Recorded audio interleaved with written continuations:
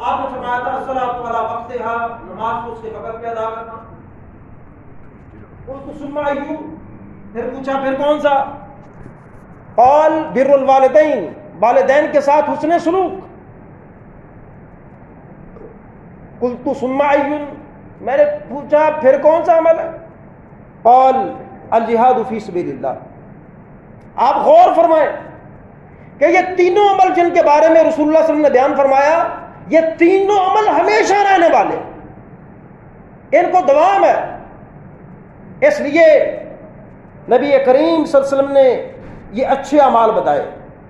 حقوق اللہ میں سب سے اچھا عمل نماز ہے. حقوق العباد میں جو سب سے اچھی نیکی ہے وہ والدین کے ساتھ ہے. اور ایسا معاشرہ قائم کرنا کہ جس کے اندر ان دونوں نیکیوں کو دوام ہو، والدین کے ساتھ حسن سلوک بھی ہو، نماز بھی ہو، وہ معاشرہ جہاد کے بغیر تشکیل نہیں پا سکتا. اس لیے یہ تینوں کام ضروری ہیں. جہاد امن کے لیے، معاشرہ پرسکون ہوگا تو پھر لوگ عبادت بھی آرام سے کر لیں گے، پھر لوگ والدین کی خدمت بھی آرام سے کریں گے. لیکن اگر معاشرہ بے سکونی کا شکار رہا تو پھر یاد رکھیے گا بہت سارے فرائض ہم ادا نہیں کر پائیں. اور نبی کریم صلی اللہ علیہ وسلم کا فرمان علی شان ہے، رضا اللہ فی رضا الوالدین وسخط اللہ فی سخط الوالدین. اگر والدین راضی ہیں تو تیرا رب تجھ سے راضی ہے. اگر والدین ناراض ہیں پھر تو لمبی باتیں کرتا رہے، سجدے قیام تسبیحات پڑھتا رہے، تو تہجدیں پڑھتا رہے، تو بیواؤں کے سر پہ ہاتھ رکھتا رہے، یتیموں پہ دست شفقت رکھتا رہے، لیکن تیرے والدین ناراض ہیں تو کائنات کی سچی ترین زبان کا اعلان ہے کہ تیرے والدین ناراض ہیں، تیرا رب ناراض ہے. کیسے خوش کرے گا رب کو جب تک تیرے والدین خوش نہیں ہو؟ اور میں نے عرض کیا کہ تمام ہم نیک اعمال کرتے ہیں جنت کے حصول کے لیے، اور حدیث میں بڑا واضح رسول اللہ صلی اللہ علیہ وسلم نے ارشاد فرما دیا، الجنت تحت اقدام الامہات، جنت ماؤں کے قدموں تلے، جنت میں جانے کا راستہ. اور باپ کے بارے میں جو حدیث آتی ہے، رسول اللہ صلی اللہ علیہ وسلم فرماتے ہیں کہ باپ جنت کے بہترین دروازوں میں سے ایک دروازہ ہے. گویا یہ دونوں تیرے لیے جنت کا بھی سامان ہے اور تیرے لیے جہنم کا بھی سامان ہے. اگر تو ان دونوں کو راضی کر گیا جنت کا سامان بن گیا. اگر دونوں تجھ سے ناراض ہو گئے یا دونوں میں سے کوئی ایک بھی ناراض ہو گیا پھر یاد رکھنا یہ تیرے جہنم کا سامان تیار ہو چکا ہے. جہنم میں جانے کے لیے یہ معاملہ کافی. تو میرے بھائیوں اور بہنوں، ہم نے اس بات کو یاد رکھنا ہے، حالات کیسے بھی ہوں. اکثر لوگ کہتے ہیں جی وہ والدین انصاف نہیں کرتے، یہ شکوہ کرتے نظر آتے ہیں. کیا کریں جی، والدین انصاف نہیں کرتے. بھائی یہ اچھی بات ہے، تو متقاضی ہے عدل کا، انصاف کا، لیکن ایک بات یاد رکھنا، اگر تیرے والدین عدل نہیں کر رہے تو اللہ تعالیٰ نے ان کو بھی عدل کرنے کا کہا ہے. نہیں کریں گے تو اللہ کی عدالت موجود ہے. ہمیں اپنے والدین پر، ہم اپنے محسنین پر ہمیں اپنی عدالت کوٹ اور کچہری لگانے کی ضرورت ہے. یہ سب سے بڑی خرابی. آپ چلے جائیں رشتہ داروں کی طرف، اپنے باپ کی بھی خامیاں بیان کریں گے، اپنی ماں کی بھی خامیاں بیان کریں گے. اور بالخصوص اس وقت جب بیوی نے کان بھر بھر کے وہ ذہنی پوزیشن یہ کر دی ہے کہ نہیں اب ڈٹ گیا ہے، میرے ساتھ کھڑا ہو گیا ہے، اب یہ باپ کو بھی بات کر لے گا اور ماں کا بھی منہ بند کروا لے گا. والدین کی غیبتیں دیکھیں، یاد رکھیں، والدین کے حقوق دو اعتبار سے ہیں، اس بات کو یاد رکھیے گا. ایک ہے مسلمان کا مسلمان کے اوپر حق. تیری ماں بھی مسلمان، تیرا باپ بھی مسلمان، یہ حق بن گئے ہیں. کوئی مسلمان کسی مسلمان کی غیبت نہیں کر سکتا، چغلی نہیں کھا سکتا، اس کو برا بھلا نہیں کہہ سکتا، اس کی تذلیل نہیں کر سکتا، اس کو ذلیل نہیں کر سکتا، اس کا مال بن پوچھے بغیر نہیں لے سکتا، بن پوچھے مال نہیں لے سکتا. ایک اعتبار سے وہ مسلمان ہے. اس اعتبار سے ایک حق یہ ہو گیا کہ حق المسلم یا المسلم، حدیث کے اندر بہت سارے حقوق بیان ہوئے جو مسلمان کے اوپر ہے. اور دوسری ان کے حقوق حاصل کرنے کی جو حیثیت ہے وہ والدین کی حیثیت ہے. سمجھ آ رہی بات؟ پہلی حیثیت کیا ہے؟ ایک عام مسلمان بھی ہیں بھی، اور مسلمان کے اوپر حقوق ہیں. اور دوسری جو خصوصی حیثیت ہے وہ والدین ہونے کی حیثیت. آپ یہ نہیں کہہ سکتے جی قرآن کے اندر چونکہ والدین کے بارے میں یہ بات بیان ہوئی ہے, یہ حدیث کے اندر یہ بات بیان ہوئی ہے, لہٰذا میں تو یہی کروں گا, اس سے زیادہ نہیں. بھائی اور بھی ہم نے دیکھنا ہے کہ بحیثیت مسلمان ان کے کون کون سے حقوق ہیں جو ہمارے اوپر واجب ہیں, فرض ہیں, ہم نے ادا کرنا. اب والدین کی اگر خدمت کی بات کی جائے, حسن سلوک کی بات کی جائے, میں مختصراً اختصار کے ساتھ عرض کرتا چلوں. والدین کی خدمت جہاد سے بھی بڑا عمل ہے. جہاد کیوں کرتے ہو؟ حصول جنت کے لیے, حصول جنت کے لیے. اور صحیح بخاری کی حدیث کی طرف اشارہ کیے دیتا ہوں کہ ایک صحابی آئے تھے, جہاد میں شرکت کی اجازت چاہیے تھی.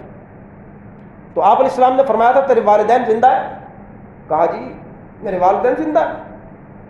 تو فرمایا ان کے اندر جا کے جہاد کرو, یعنی ان کی خدمت کرنا تیرے لیے جہاد کا درجہ ہے.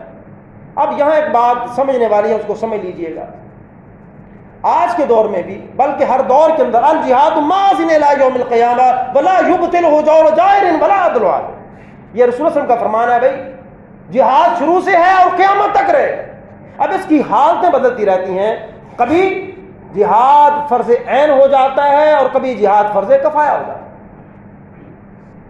جب فرض کفایہ ہے تو پھر ضروری ہے کہ والدین سے پوچھ کے جائیں, لیکن جب فرض عین ہو جائے پھر والدین کی بھی اجازت کی ضرورت نہیں ہے. دوسرا پہلو, حالات متقاضی کرتے ہیں کہ آپ اپنے آپ کو اپنے حاکم کے سامنے, اپنے میر کے سامنے, اپنے جرنیل کے سامنے پیش کریں.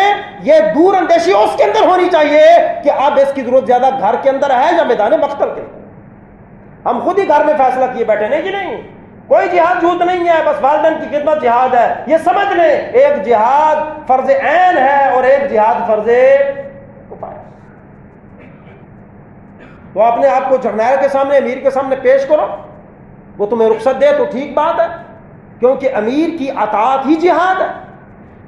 اور اگر نہیں رخصت میں رہی تو پھر سمجھ لو کہ امیر سمجھتا ہے کہ جہاد اس وقت فرض عین ہو چکا ہے. دوسری بات, ایک صحابی نے ہجرت چاہی تھی. آپ کو پتا جہاد کے فضائل کتنے؟ ہاں جی, میرے خیال جس طرح سیاستدان نہیں شارٹ کٹ چاہتے, سیٹ مل جائے شارٹ کٹ, وزیر اعظم بن جاؤ شارٹ کٹ. پتا ہے جنت کا شارٹ کٹ کیا ہے؟ میدان مقتل میں کفر کے خلاف لڑتے ہوئے اپنا مال نہیں, اپنا وقت نہیں, نمازیں حج روزے اور زکاتیں نہیں, اپنا خون ہی رب کے حضور پیش کر دینا. کتنی اس کی اللہ تعالیٰ جزا, وہ جنت میں اس کو اس کا مقام دکھا دیا جاتا ہے. خون کا قطرہ بعد میں گرتا ہے. جنت کے اندر ایک الگ شہداء کو تاج پہنایا جائے گا, اعزاز ملے گا. اپنے خاندان کے وہ 70 افراد عزیز و اقربا جن پہ جہنم واجب ہو چکی تھی, اس کی سفارش سے وہ جنت کے اندر چلے جائیں. لیکن کیا فرمایا کہ تو اپنے والدین کے پاس جا کے جہاد کر, جی تیرا جہاد. ایک آیا تھا جی میں ہجرت کرنا چاہتا ہوں. پتہ ہے اسلام کے اندر ہجرت کا مقام کیا ہے؟ ان الہجرۃ تہدم ما کان قبلھا. جو انسان اللہ کے راستے میں ہجرت کرتا ہے, ایک مقام چھوڑ کے کسی اور مقام کی طرف, اس میں مقصود اللہ کی رضا ہے صرف, اور کوئی مقصد نہیں. ان الہجرۃ تہدم ما کان قبلھا, ہجرت جو کر جاتا ہے اللہ کے راستے میں, اللہ اس کے پچھلے سارے گناہ مٹا دیتا ہے. اور والدین ناراض ہو رہے تھے, یہ مستدرک حاکم کے اندر حدیث موجود ہے. والدین پریشان ہیں کہ یہ بیٹا ہجرت کرنے جا رہا ہے, ہمیں چھوڑ رہا ہے. تو نبی کریم صلی اللہ علیہ وسلم آپ سے بڑا اس کائنات کے اندر دور اندیش آئے نہیں. تو آپ نے کیا کہا تھا؟ آپ کو پتہ چل گیا کہ یہ بندہ ہجرت کرنا چاہتا ہے لیکن اس کے والدین رو رہے. تو کیا رسول اللہ صلی اللہ علیہ وسلم فرمانے لگے, کہا چل واپس چلا جا اپنے والدین کے پاس, واپس جا. جیسے تو نے ان کو رلایا ہے ویسے ان کی مسکراہٹ کا سامان پیدا کر. جیسے رلایا ہے ویسے چل ان کی مسکراہٹ کا سامان پیدا کر.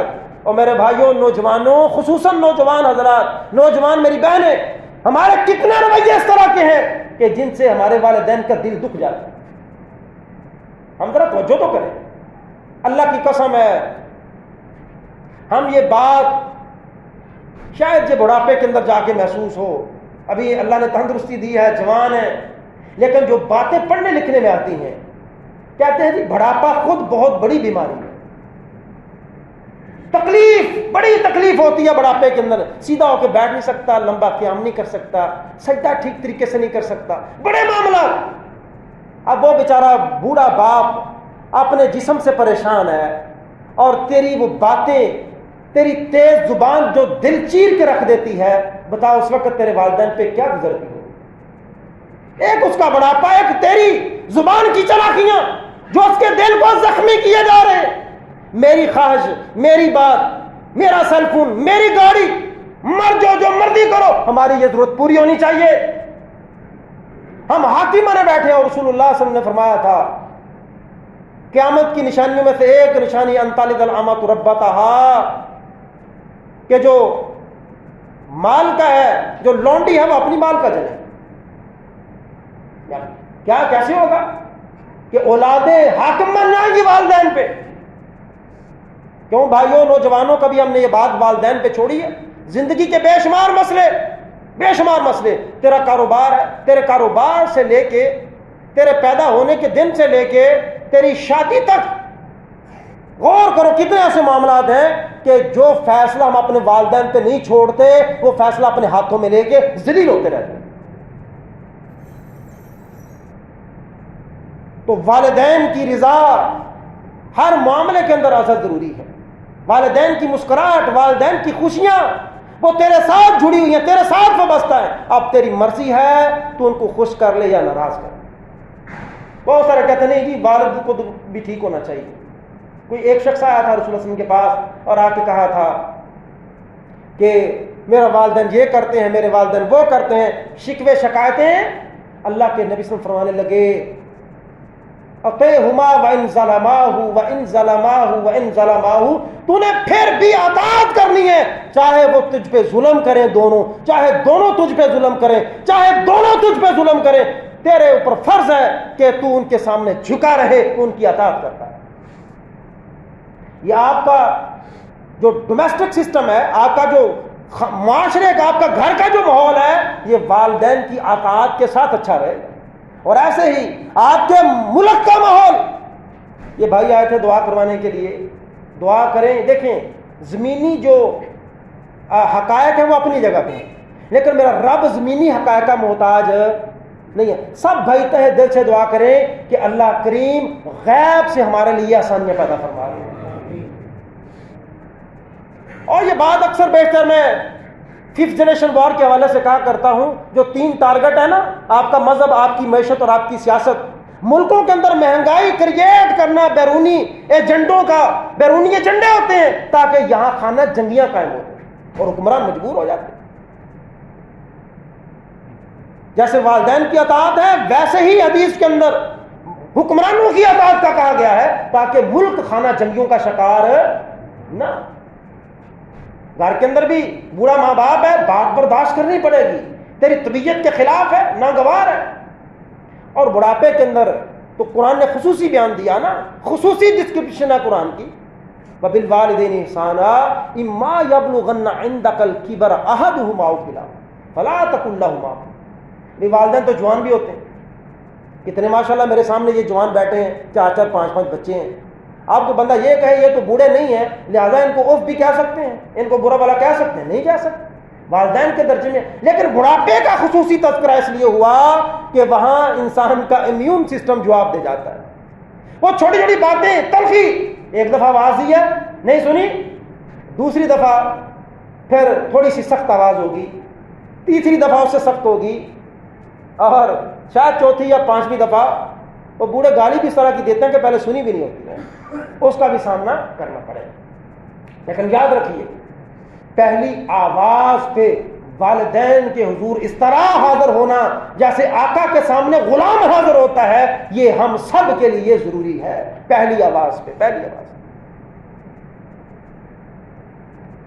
اور والدین کی پھر یہ بڑی اچھی بات میں مطالعہ کر رہا تھا اور ساتھ میرے ذہن میں یہ بات آ گئی، جب والدین کی خدمت کی خاطر آپ جہاد پر نہیں جا رہے، والدین کی خدمت کی خاطر آپ ہجرت نہیں کر رہے جو پچھلے تمہارے سارے گناہ مٹا دے گی، تو بتائیں مجھے بھائیو، یہ کیا وہ لفظ بولتے ہیں، ڈنکیاں لگانا ٹھیک ہے؟ پھر وہ باہر جو انلیگلی باہر جاتے ہیں ڈنکیاں لگاتے ہیں، کئی دوستی کے چکر میں ماں باپ رو رہا ہے، ادھر رسول اللہ صلی اللہ علیہ وسلم فرما رہے ہیں کہ تو ہجرت کرنا چاہتا ہے لیکن تیرا ماں باپ رو رہا ہے، ان کو رلانا نہیں ہے، ان کی خوشی کا سامان پیدا کرنا۔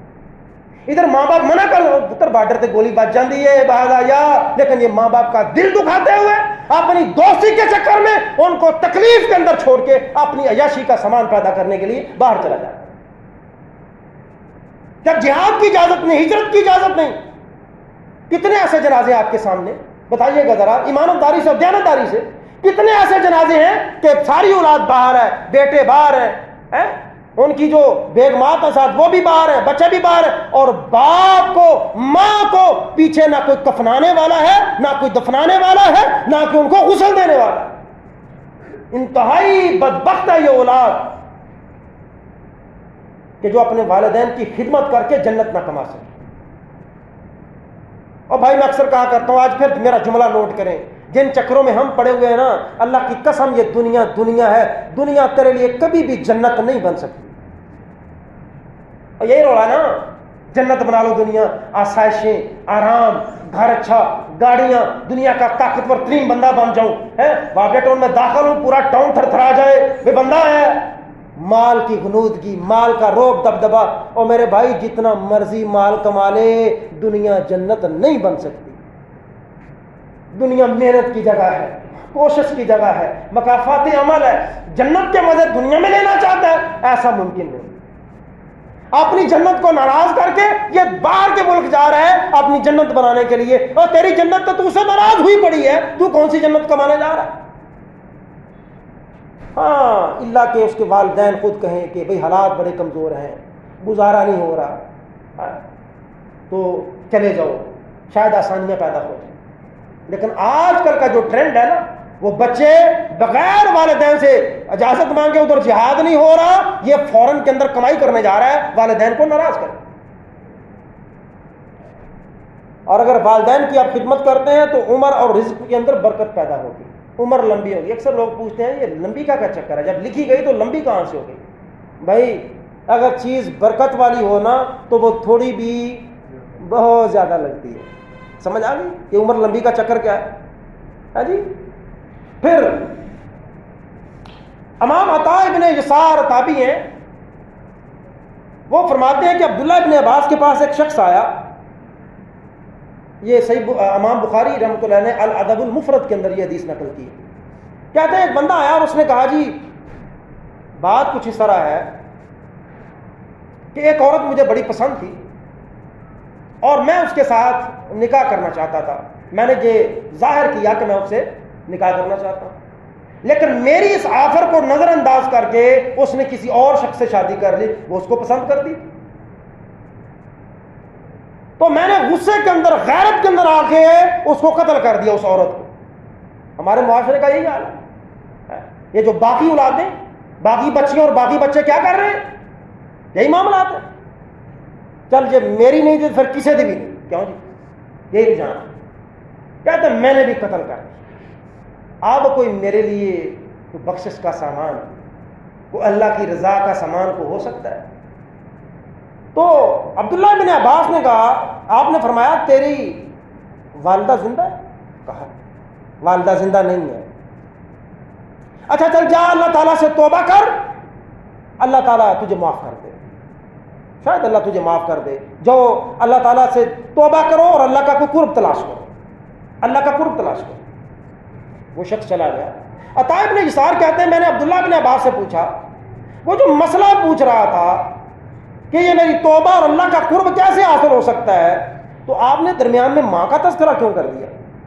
تو بڑا خوبصورت جواب دیا تھا عبداللہ ابن عباس نے۔ آپ فرماتے ہیں انی لا اعلم عملا اقرب الی اللہ عز وجل من بر الوالدۃ، کہتے ہیں کہ میری نظر کے اندر والدین کے ساتھ، اسپیشلی ماں کے ساتھ نیکی کرنے سے بڑھ کے کوئی ایسا اچھا عمل ہے ہی نہیں جو بندے کو اللہ کے قریب کر دے۔ اس لیے میں نے ماں کا کہا تھا یہ ماں کی خدمت کرتا اور اللہ کا قرب پا لیتا. اور میرے بھائیوں سے یہ پتہ چلتا ہے کہ بڑے بڑے گناہ بھی والدین کی خدمت کرنے سے اللہ معاف کر دے گا. اب آتے ہیں ان حضرات کی طرف جو نافرمان ہے. نافرمان حضرات اللہ کے نبی صلی اللہ علیہ وسلم بیٹھے اور صحابہ سے فرماتے ہیں الا انبئکم باکبر الکبائر. صحابہ کرام میں تمہیں بڑے بڑے گناہوں کی خبر نہ دوں. اور یاد رکھیے گا بڑا گناہ اللہ سے توبہ کیے بغیر معاف نہیں ہوتا. جس طرح وضو کرنے سے گناہ معاف ہوتے ہیں لیکن صغیرہ گناہ نماز پڑھنے سے معاف ہوتے ہیں لیکن صغیرہ گناہ. اللہ کے نبی صلی اللہ علیہ وسلم فرما رہے ہیں یہ کبیرہ گناہ. پہلا کون سا؟ الاشراک باللہ. یہاں بھی حقوق اللہ کی پہلے بات ہوئی ہے. یہاں بھی کس کی بات ہے؟ پہلے حقوق اللہ کی بات ہے. الاشراک باللہ یہ کبیرہ گناہ ہے. اور اللہ کی زمین ان الشرک لظلم عظیم. اللہ کی زمین پہ سب سے بڑا ظلم شرک. اور دوسرا کیا فرمایا؟ وعقوق الوالدین. والدین کی نافرمانی کبیرہ گناہ. کبیرہ معافی کبیرہ معاف نہیں ہوگا. دو معافیاں ایک والدین سے بھی مانگنا پڑے گی اور ایک اللہ سے بھی مانگنا پڑے گی. اب ذرا سمجھتے جائیں. اب اکثر آپ نے سنا ہوگا نافرمان نافرمان نافرمان. آئیے ذرا نافرمان کی تعریف سن لیں اور میرے سمیت میری مائیں میری بہنیں میرے بھائی میرے بزرگ یہ سب ہم جانیں کہ والدین کا نافرمان کہتے کسے. حلیت الاولیاء کے اندر ابو نعیم اصبہانی وہ بیان کرتے ہیں. کہتے ہیں کہ رسول اللہ صلی اللہ علیہ وسلم کی وفات کے بعد اسلام لانے والے جو لوگ تھے ان میں یہودیوں کا ایک عالم تھا کعب الاحبار. وہ بیان کرتے کہتے ہیں میں نے اللہ کی کتاب میں پڑھا ہے یہ اب 6 قسم کے عمل ہیں جو بتاتے ہیں کہ یہ بندہ والدین کا نافرمان ہے. ایسا نہیں ہے کہ ماں باپ نے ایک بات کہی اور آپ نے نہ مانی تو لہٰذا یہ نافرمان ہے. 6 چیزیں یاد رکھ لیں آج کے اس خطبے کے اندر کہ اگر میرے اندر یہ پائی گئی ان میں سے ایک بھی پائی گئی تو میں والدین کا نافرمان ہوں. اور رسول اللہ صلی اللہ علیہ وسلم کا فرمان ہے لا يدخل الجنت عاق. والدین کا نافرمان جنت میں داخل نہیں ہو سکتا. پہلی بات کیا ہے؟ وہ بیان فرماتے ہیں میں نے اللہ کی کتاب میں پڑھا ہے کہ اگر کسی اولاد کو والدین بلائیں اور وہ حاضر نہیں ہوتا, ایک دفعہ بلایا وہ آیا نہیں ہے, یہ اولاد ماں باپ کی نافرمان ہے. نمبر 2, اس نے والدین کو اتنا ستایا ہے کہ والدین اس کو بد دعا دینے پر مجبور ہو گئے. وہ دیکھ لیں وہ جرید ولی کا واقعہ صحیح بخاری مسلم کے اندر موجود ہے. ولی اللہ کے اور ایک کٹیا ڈالی ہوئی ہے, اللہ اللہ کرتے ہیں, سجدہ ہے, قیام ہے, تسبیحات ہے, دنیا کا کوئی اور کام ہی نہیں. ماں ملنے کے لیے آتی ہے, اس کٹیا کا دروازہ کھٹکھٹاتی ہے اور کہتی ہے جریج میں تیری ماں تجھ سے ملنے آئی. اب یہ جریج نماز میں کھڑے ہیں اور دل میں خیال آیا میں کیا کروں, ادھر رب کی نماز ہے ادھر ماں ہے, کیا کروں. اسی دو بدو میں ماں چلی گئی, پھر آئی, پھر دروازے پہ دستک دی, پھر وہ اللہ کے حضور قیام کر رہے ہیں. دل میں وہی خیال ہے یا اللہ یہ کیا ہو رہا ہے, ماجرا کیا ہے, ایک طرف ماں ہے ایک طرف تیری نماز ہے, کروں کیا. ماں دستک دے کے پھر چلی جاتی, حتیٰ کہ تیسری دفعہ آئی, پھر دستک دی, جریج میں تیری ماں تجھ سے ملنے آئی, پھر وہ قیام ہے, نماز ہے. یہاں ایک بات رک کے سمجھ لیجئے گا, مجھے سمجھ نہیں آتی ایسے لوگوں کی. کہتے ہیں جی فلاں وہ شخص تھے وہ ایک رات میں 1000 نفل پڑھ لیتے تھے. یہ جملہ پھر میں کہتا ہوں access of every thing is bad کیوں کہا گیا؟ یہ نماز کو برا مانا؟ مسلسل تو نماز پڑھتا رہے گا, تیرے جسم کا تیرے اوپر حق ہے, تیری ماں کا تیرے اوپر حق ہے, تیری بیوی کا تیرے اوپر حق ہے, تیرے بچوں کا تیرے اوپر حق ہے. یہ صرف نماز پڑھتا رہے گا تو بقیہ کے حقوق کیسے ادا کرے؟ تو ماں نے جاتے ہوئے بدحالہ ستایا تو نہیں ہے نا جریج, صرف نماز چھوڑ نہیں سکا, اس لیے کہا جاتا ہے اگر آپ نفلی نماز پڑھ رہے ہیں، ماں آواز دے دے تو اپنی نماز توڑ کے ماں کے دربار میں حاضر ہو۔ ماں نے جاتے کہہ دیا کہ جریج تجھے اس وقت تک موت نہ آئے جب تک تو بدکار عورتوں کا منہ نہ دیکھ لے۔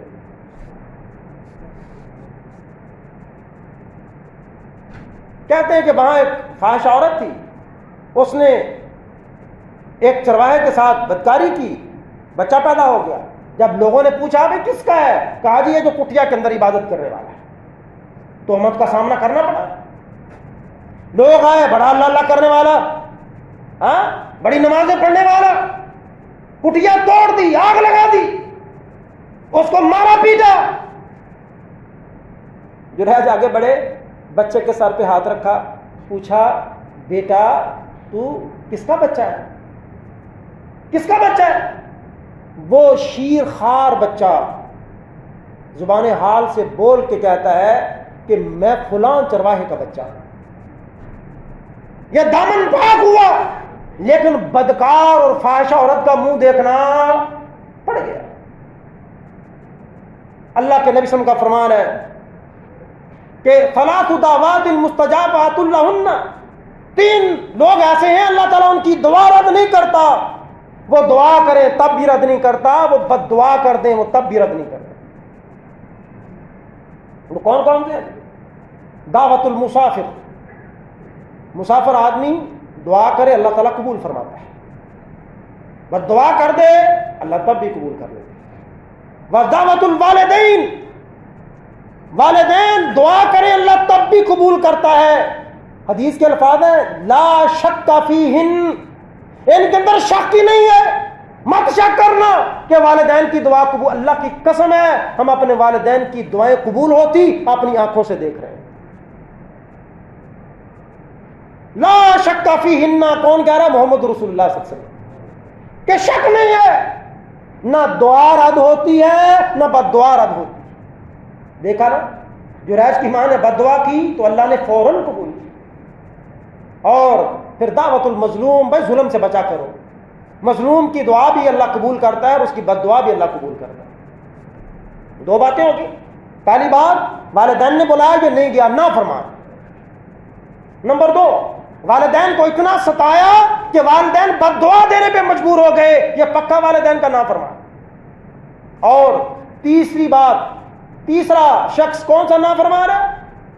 کہ جس نے کوئی اس طرح کی حرکت کی کہ والدین کا دل دکھ گیا اور والدین رو پڑے۔